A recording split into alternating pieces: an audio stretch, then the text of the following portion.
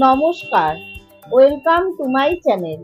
সোমাস অ্যারোমাবিন্দের পক্ষ থেকে আমি সোমা বলছি। মালপোয়া তো অনেক বানিয়েছেন, তবে এই রকম সঠিক পদ্ধতিতে ছানার মালপোয়া যদি না বানিয়ে থাকেন, তাহলে এই রেসিপিটা ফলো করে খুব সহজেই বাড়িতে বানিয়ে ফেলুন জন্মাষ্টমী স্পেশাল ছানার মালপোয়া। খুব সুন্দর টেস্ট, মুখে দিলেই মিলিয়ে যাবে। নরম তুলতুলে, রসে ভরা। রেসিপিটা ভালো লাগলে একটা লাইক করে চ্যানেলটা সাবস্ক্রাইব করার অনুরোধ রইল। তাহলে আসুন জন্মাষ্টমী স্পেশাল ছানার মালপোয়া রেসিপিটা শুরু করা যাক। রেসিপিটা বানানোর জন্য এখানে আমি একটা মিক্সিং বোল নিয়ে নিয়েছি। এবারে এর মধ্যে দিয়ে দিচ্ছি 1 কাপ সুজি। ওজন হিসাবে এখানে 200 গ্রাম সুজি আছে। 1 কাপ ময়দা নিয়ে নিচ্ছি। ময়দাটা ওজন হিসাবে 125 গ্রাম ময়দা আছে। এবারে নিচ্ছি চিনি। যতটা পরিমাণে সুজি নিয়েছি তার 4 ভাগের 1 ভাগ চিনি নিলাম। যদি রসালো মালপোয়া না করে শুকনো মালপোয়া বানাতে চান, সেক্ষেত্রে চিনির পরিমাণটা নিজেদের স্বাদ অনুযায়ী বাড়িয়ে দিতে পারেন। আর এখানে সামান্য একটু লবণ দিয়ে সমস্ত শুকনো উপকরণগুলো ভালো মতো মিশিয়ে নিচ্ছি। সমস্ত শুকনো উপকরণগুলো ভালো করে মেশানো হয়ে গেলে এখানে দিয়ে দিচ্ছি লিকুইড দুধ। দুধটা ভালো মতো ফুটিয়ে নিয়ে ঠান্ডা করে নিয়েছি। প্রথমে 1 কাপ দুধ দিয়ে ভালো মতো মিশিয়ে নেব। দুধ মেশানোর পর দেখা যাচ্ছে ব্যাটারটা অনেকটাই ঘন হয়ে গেছে। সেই জন্য আমি আরো 1 কাপ দুধ অল্প অল্প করে দিয়ে ব্যাটারটা গুলে নিচ্ছি। এখানে আমার এই কাপে 2 কাপ লিকুইড দুধ লাগলো ব্যাটারটা গুলতে। একবারে দুধটা ঢেলে দেবেন না, অল্প অল্প দুধ দিয়ে অনবরত নাড়তে হবে, তাহলেই ব্যাটারটা ভালো মতো তৈরি করে নেওয়া যাবে। আর এর মধ্যে কোনো রকম দলাভাব থাকবে না। ব্যাটার ভালো মতো গুলে নিয়েছি। দেখুন এখন ব্যাটারটা একটু লিকুইড মনে হচ্ছে, তবে যখন এটাকে রেস্টে রেখে দেব তখন সুজি ফুলে উঠে ব্যাটারটা ঠিকঠাক তৈরি হয়ে যাবে। এবারে এটাকে ঢাকা দিয়ে 1 ঘন্টা রেস্টে রেখে দেব। যদি হাতে কম সময় থাকে সেক্ষেত্রে আপনারা 8 ঘন্টাও রেস্টে রেখে দিতে পারেন। যতক্ষণ এটা রেস্টে থাকবে ততক্ষণে আমি চিনির শিরাটা তৈরি করে নিচ্ছি। একটা গ্যাসে কড়াই বসিয়ে তাতে দিয়ে দিচ্ছি 1.5 কাপ চিনি। ওজন হিসাবে এখানে 400 গ্রাম মতো চিনি আছে। আর এতে দিয়ে দিলাম 1 কাপ আর সামান্য একটু জল, মানে 1.25 কাপ মতন জল দিয়ে দিলাম। অনবরত নাড়াচাড়া করে চিনিটা হাই ফ্লেমে প্রথমে গলতে দেব। সমস্ত চিনি গলে গেছে। এবার এর মধ্যে দিয়ে দিচ্ছি 1/2 টিস্পুন এলাচের গুঁড়ো। এলাচের গুঁড়ো দিয়ে ভালো মতো মিশিয়ে নিয়ে লো টু মিডিয়াম হিটে মিনিট 2 ফুটিয়ে আমি শিরাটা তৈরি করে নিলাম। এখানে 1টার বা 2টার শিরা কিন্তু করব না, একটু চটচটে ভাব হলেই গ্যাসের ফ্লেম অফ করে দিতে হবে। এখানে আমি আগে থেকেই 500 ml এর দুধের ছানা তৈরি করে একটা সাদা কাপড়ের টুকরোতে ঢেলে ছানার এক্সট্রা জলটা ঝরিয়ে নিয়েছি। এবারে একটা প্লেটে সমস্ত জল ঝরানো ছানাটা ঢেলে নিলাম।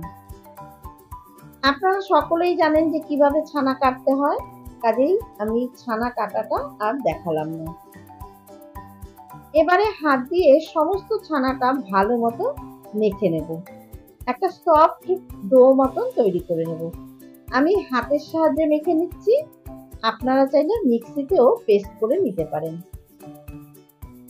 ভালো করে হাত দিয়ে ডলে ডলে এইরকম সফট করে ছানাটা মেখে নিতে হবে।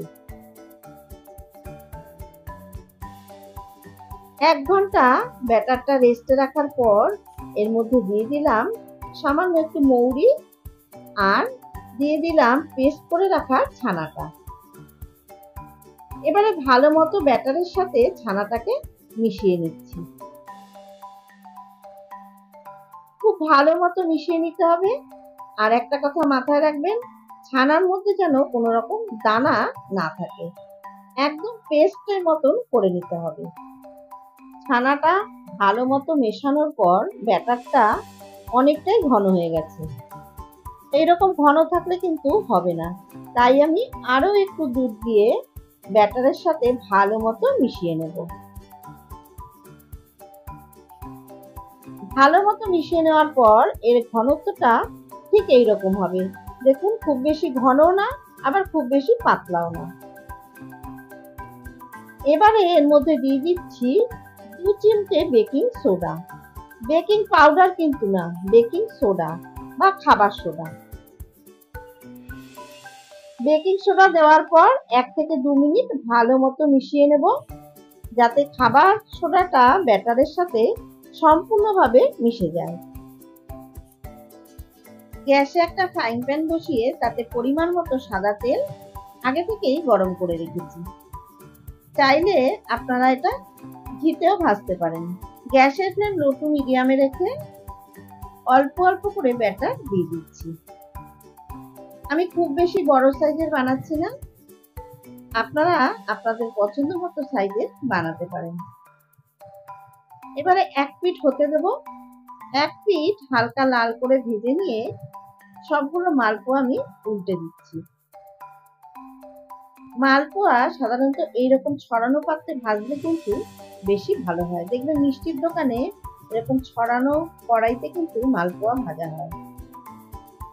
দেখুন কত সুন্দর জালিদার হয়েছে মালপোয়াগুলো। এরকম জালিদার হলে রস কিন্তু খুব ভালোভাবে মালপোয়ার ভেতরে ঢুকে যাবে। লো টু মিডিয়াম হিটে এইভাবে উল্টে পাল্টে মালপোয়াগুলো আমি ভেজে নিয়েছি।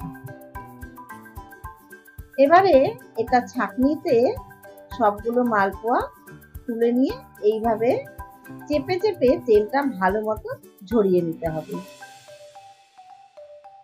তারপর আগে থেকে তৈরি করে রাখা চিনি শিরার মধ্যে দিয়ে দিলাম। উল্টে পাল্টে শিরার মধ্যে ভালো মতো চুবিয়ে দিতে হবে, তাহলে শিরা ভালো মতো মালপোয়ার ভেতরে ঢুকে যাবে।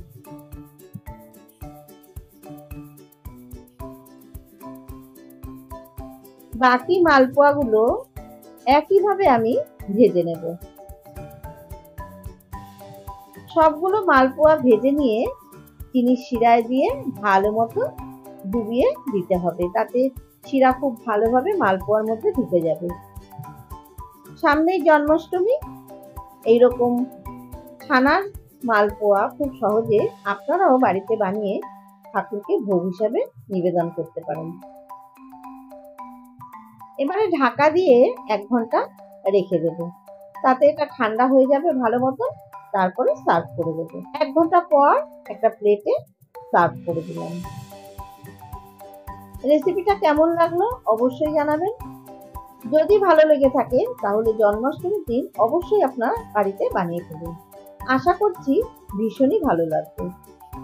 আমার রেসিপিগুলো যদি ভালো লেগে থাকে তাহলে অবশ্যই আমার চ্যানেলটা সাবস্ক্রাইব করবেন, পাশে থাকা বেলটাতে প্রেস করে অল নোটিফিকেশন অন করে রাখবেন, তাহলেই এরকম নিত্য নতুন রেসিপির আপডেট সবার আগে আপনার কাছে পৌঁছে যাবে।